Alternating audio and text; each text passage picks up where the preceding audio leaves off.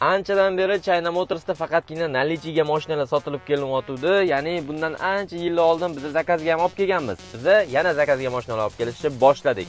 Xo'p, bizda nima zakaz qilsangiz bo'ladi? BYD One Plus ni smart pozitsiyasi, Dongfeng IP008 ni 210 Max versiyasini hamda BYD Tang L ni ikkita elektr variantini hamda bitta gibrid variantini zakaz qilsangiz bo'ladi. Ya'ni hozir hammasi narxlarini tanishtirib o'taman. BYD One Plus smart pozitsiya mana shunaqa restyling variantini SIP Tashkent narxi $20,200 tashkil etadi.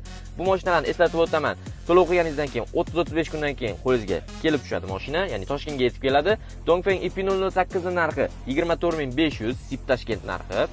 Tang L ni boya aytgandek 3 xil varianti bor, bitta gibrid, 2 xil elektr.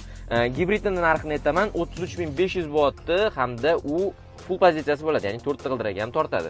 Yana bunda 2 xil elektr varianti bor, bittasi 670 km yuradi, bittasi 600 km yuradi. 670 km yuradigan mana shunaqangi lidarli versiyasini narxini aytaman. Buni narxi 34,700 tashkil etadi. Albatta eslatib o'taman, SIP Tashkent bo'lyapti.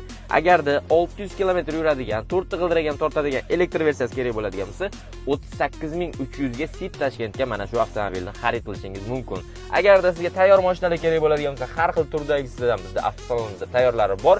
Zakazga kerak bo'ladigan bo'lsa, Tang L, Dongfeng IP008 yoki BYD One Plus smart pozitsiyalarini bizdan zakaz qilishingiz mumkin.